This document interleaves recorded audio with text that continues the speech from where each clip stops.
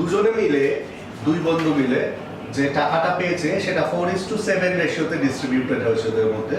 তাহলে এখান থেকে আমরা বুঝতে পারছি যে দুজনের মিলিত টাকার পরিমাণ হবে 4 আর 7 11 টাকা, তাই না? 4 আর 7 11 টাকা, আর দুজনের টাকার ডিফারেন্স কত হবে? 3 টাকা। এখানে দেখা যাচ্ছে দুজনের টাকার ডিফারেন্স কত? 330 টাকা। তাহলে আমরা বলবো 3 যেটা রেশিওতে সেটা বাস্তবে 330 টাকার সামিল। তো 11 যেটা রেশিওতে সেটা বাস্তবে দুজনে মিলে কত টাকা পেল তার সামিল হবে। এটা আমরা দেখতে পাচ্ছি কত গুণ প্রপোর্শনে মুভ করেছে, 110 গুণ প্রপোর্শনাল মুভমেন্ট আছে।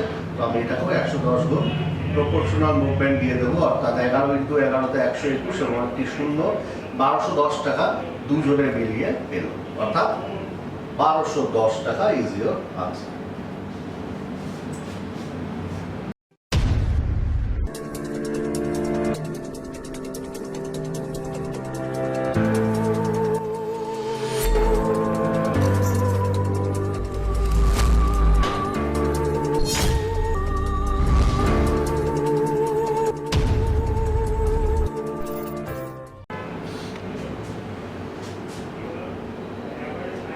হ্যালো স্টুডেন্টস, আজকে আমাদের কন্টেন্ট হচ্ছে রেশিও অ্যান্ড প্রপোর্শন।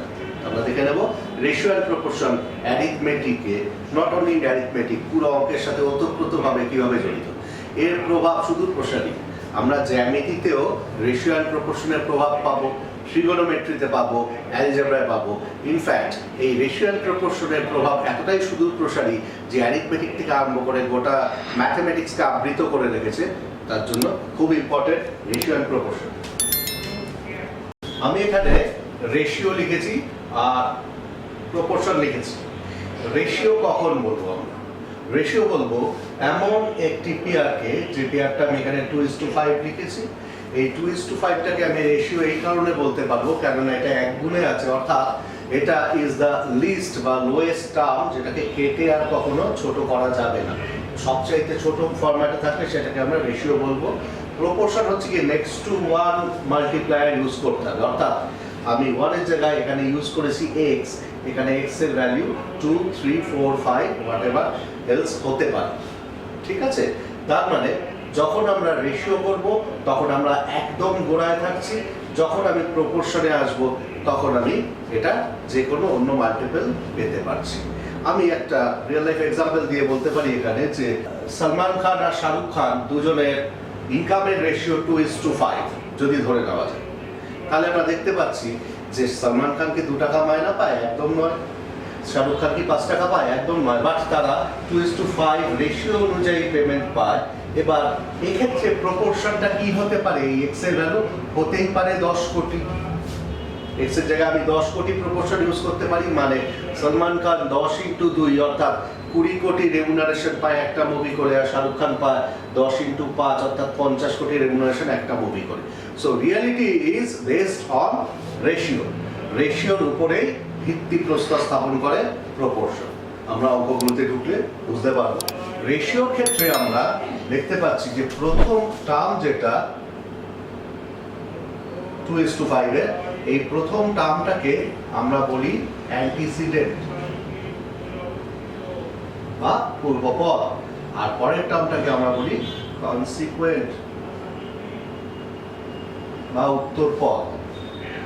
আর যখনই এই ইস্টু মানে কিন্তু ভাগ, তাই না, এটাকে আমি 2/5 ফর্মে লিখবো, তখনই উপরেরটাকে আমরা বাংলায় লব বলবো, ইংরেজিতে বলবো নিউমারেটর, আর এটাকে আমরা বাংলায় হর বলবো, ইংরেজিতে বলবো ডিনোমিনেটর। ওকে, তো রেশিও প্রথম টার্মটা আর সেকেন্ড টার্মটার মানে কি আমরা লিখে ফেললাম, অ্যান্টিসিডেন্ট অ্যান্ড কনসিকুয়েন্ট। ওকে, আমি একটা বেস রেশিও লিখছি, এগেইন 2:5টা ইউজ করলাম। এই যে বেস রেশিওটা লিখলাম, এই রেশিওতে রেশিও যোগফল আমি বলতে পারি 2 + 5 অর্থাৎ 7। রেশিওর ডিফারেন্স আমি বলতে পারি 2 ডিফারেন্স 5 মানে 3। রেশিওর গুণফল কিন্তু আমি কখনোই 2 × 5 10 বলতে পারি না। কারণ কি? কারণ হচ্ছে রেশিও তো 2:5, কিন্তু প্রপোর্শন কি? এর এক্স মুভমেন্টে থাকবে, অর্থাৎ প্রপোর্শনটা 2:5 এর x মাল্টিপ্লায়ারে থাকলো, মানে প্রথম টার্মটা 2x আর পরবর্তী টার্মটা 5x থাকলো। অর্থাৎ যখন রেশিও আমরা যোগ করব তখন 2x প্লাস 5x এ 7x পাবো। যখন ডিফারেন্স নেব তখন 2x ডিফারেন্স 5x এর ডিফারেন্স আমি 3x পাবো। বাট যখন আমরা গুণ করব তখন 2x ইনটু 3x এ আমরা 3x স্কয়ার পাবো। অর্থাৎ ক্লিয়ারলি বোঝা যাচ্ছে যে এই যে x স্কয়ার টার্মটা ইট উইল মেক ডিফারেন্স। তার মানে রেশিও যোগফলের অঙ্ক আমরা উইদাউট x মুভ করতে পারবো, রেশিওর বিয়োগফলের অঙ্ক বা ডিফারেন্সের অঙ্ক আমি উইদাউট x মুভ করতে পারবো, মানে রেশিওটা দিয়েই করতে পারবো, নট টেকিং x বা নট টেকিং এনি ভ্যারিয়েবল। কিন্তু রেশিও গুণফলের অঙ্ক আমাকে ভ্যারিয়েবল ধরে করতে হবে, কিছু উপায় নেই। সো আমরা অঙ্কগুলো এবার দেখে নিচ্ছি। প্রথম অঙ্কটা আমরা দেখে নেব। এখানে লেখা আছে 2:5 it's a set of ratio is proportional to 8 what, অর্থাৎ ফার্স্ট সেটটা অ্যান্টিসিডেন্ট আর কনসিকুয়েন্ট বলা আছে, আর সেকেন্ড সেটের অ্যান্টিসিডেন্ট বলা আছে but consequent we don't know. কিভাবে আমরা এই কনসিকুয়েন্টটা বার করব? আমি রিলেট করছি ফার্স্ট সেটকে সেকেন্ড সেটের সাথে, মানে প্রপোর্শনাল টু রিলেশনশিপে আছে। কিভাবে? অ্যান্টিসিডেন্ট কত গুণ মুভমেন্টে পরের সেটের অ্যান্টিসিডেন্টকে কভার করছে? দেখতে পাচ্ছি 4 গুণ মুভমেন্ট আছে, অর্থাৎ কনসিকুয়েন্ট তো তাহলে 4 গুণ মুভমেন্টে চলে যাবে সেকেন্ড সেটে, অর্থাৎ সেকেন্ড সেটের কনসিকুয়েন্ট হয়ে যাবে 4 × 5 = 20। মাই আনসার। কোশ্চেন নাম্বার 2 এ চলে আসো। বলছে কম্পাউন্ড রেশিও অফ 3:4, এটা একটা সেট, 8:15 নেক্সট সেট, আর থার্ড সেট হচ্ছে 12:15। এই তিনটে সেটকে আমি কম্পাউন্ড রেশিও বার করব। কম্পাউন্ড রেশিও বার করবার নিয়ম হচ্ছে product of antecedents is to product of consequence, অর্থাৎ প্রতি সেটের অ্যান্টিসিডেন্টগুলোর গুণফল ইজ টু প্রতি সেটের কনসিকুয়েন্টগুলোর গুণফল, তাহলেই আমরা কম্পাউন্ড রেশিও পাবো। Compound ratio is equal to product of antecedents, মানে 3 ইনটু সেকেন্ড সেটে অ্যান্টিসিডেন্ট, থার্ড সেটে antecedent 12। Product of antecedents is to product of consequence, consequent গুলো কত? 4, 15 আর 15। এবার ইজ টু মানে তো ভাগ, তো বোথ সাইডে আমরা কাটতে পারি, কাটছি। 4 দিয়ে কাটলে এটা 2 হচ্ছে, 3 দিয়ে কেটে দাও 5, আবার 3 দিয়ে কেটে দাও দুদিকে, এটা 4 হচ্ছে আর এটা 5 হচ্ছে। এ পাশে পেয়ে গেলাম আমরা 8 আর ওদিকে পেলাম 5 × 5 = 25। আনসার হয়ে গেল question number 2।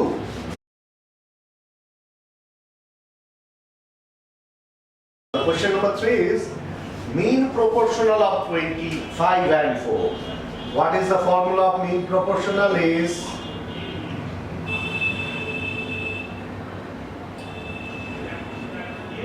mean proportional is root over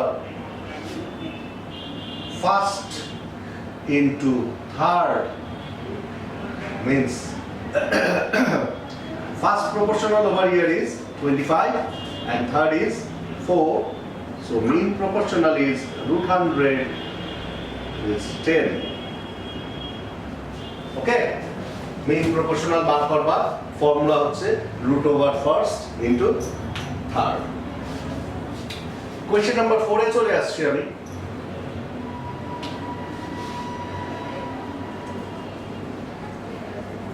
question number 4 এ হচ্ছে the number which has the same ratio to 15, একটা নাম্বার যেটা 15 এর সাথে যে রেশিও দেবে that 3 has to 5, সে একই রেশিও আমরা পেয়ে যাব 3 আর 5 এর কাছ থেকেও, অর্থাৎ first set will be proportional to the second set। এটা বলে দিয়েছে কোশ্চেন। প্রকারান্তরে ঘুরিয়ে বলা হয়েছে find the first proportional। তো আমরা এই টাইপের অঙ্ক এর আগেও একটা দেখলাম, যেখানে আমরা দেখলাম যে এখানে দেখো কনসিকুয়েন্টের মুভমেন্টটা কত গুণে আছে? 3 টাইমস মুভমেন্ট আছে, অর্থাৎ অ্যান্টিসিডেন্টও 3 টাইমস মুভমেন্টে চলে গেল। So my answer would be 9। খুব সহজ হয়ে গেল। x এর ভ্যালু আমরা পেয়ে গেলাম দা ফার্স্ট প্রপোর্শন। 5 নম্বর কোশ্চেনটার দিকে লক্ষ্য করো। দেখো এখানে বলা আছে যদি 2a = 3b = 4c = 5b হয়, দেন a = b = c = d কত হবে? যদি ইকুয়াল টু ইন বিটুইন থেকে যায়, দেখেছো ইকুয়াল টুজ আর ইন বিটুইন, তাহলে আমরা এই রেশিওটা পাবো রেসিপ্রোকাল রেশিও করে। রেসিপ্রোকাল মানে আমরা জানি অনন্য, মানে ফর এক্সাম্পল 5 এর রেসিপ্রোকাল কত, আমরা বলবো কত 1/5। তো আমি এখানে দেখতে পাচ্ছি যে A:B:C:D বার করতে গেলে কি বললাম, রেসিপ্রোকাল রেশিও করতে হবে। অর্থাৎ 2 এর রেসিপ্রোকাল হাফ, 1/3, 1/4, 1/5 এভাবে করতে হবে। এইবার রেসিপ্রোকাল রেশিওকে ফ্র্যাকশনাল ফরম্যাট থেকে আমরা হোল নাম্বার বা ন্যাচারাল নাম্বার ফরম্যাটে কনভার্ট করব। কিভাবে করতে গেলে এই চারটি সংখ্যার LCM of 2 into 3 into 4 into 5 মানে ডিনোমিনেটর গুলোর এলসিএম দ্যাট ইজ 60 দিয়ে সবাইকে ভাগ করে দিতে হবে। মানে 1 এর রিপ্লেসমেন্ট হয়ে যাবে এলসিএম, তাহলে হয়ে যাবে 60/2, 60/3, 60/4 and 60/5। তো A:B:C:D আমরা পেয়ে গেলাম 30, 20, 15, 12। So this is the procedure. এবার আমরা যেটা করে ফেললাম 2-3 লাইনে, সেটা মুখে মুখেই হয়ে যায়, আমার কোনো প্রয়োজনই নেই করবার। দেখো এখানে দেখা যাচ্ছে 2, 3, 4, 5 এই চারটি সংখ্যার এলসিএম তো তোমরা জানো 60 হবে। তো 60/2 করলে ডিরেক্ট আমি লিখবো 30, 60/3, 60/4 15, 60/5 12 হয়ে গেল রেসিপ্রোকাল রেশিও। এবার এইটার যে অ্যাপ্লিকেশনটা সেটা আমরা কোয়েশ্চেনস গুলোর মধ্যে দেখতে পাবো। কোথায়? ওয়ার্ড প্রবলেমস গুলোতে next on. Okay, number 6, 6 number question দেখো। এখানে বলা আছে first set AB, second set BC, third set CD। তাহলে ABCD চারটি সংখ্যার রেশিও কত হবে? ডিরেক্ট চারটি সংখ্যা আগে আমি লিখে ফেলবো, ABCD পাশাপাশি। এবার রেশিও গুলো লিখছি। ফার্স্ট লাইন 2:3, A:B লিখে ফেললাম। সেকেন্ড লাইন B:C, 4:5 লিখে ফেললাম। থার্ড লাইন C:D, 6:7 লিখে ফেললাম। আমার কাজ এখন একটাই, ফাঁকা জায়গাগুলোকে লোকেট করা। করছি, ফাঁকা জায়গাগুলোকে লোকেট করে ফেললাম।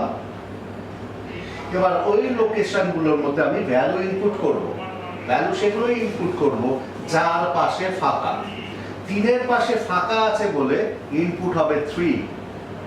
এখানে দেখো 5 এর পাশে ফাঁকা, তাই 5 ইনপুট করো। এখানে 4 এর বাদিকে ফাঁকা মানে 4, 6 এর বাদিকে ফাঁকা মানে অল 6। ওকে, নাও ভার্টিক্যালি মাল্টিপ্লাই করো, তাহলে আমরা A:B:C:D পেয়ে যাব। ভার্টিক্যালি মাল্টিপ্লাই করলে কত হবে? 4 6 24, 2 48, 4 6 24 3 72, 5 6 30 3 90, আর 7 5 35 3 105। Now it's become a proportion. Why?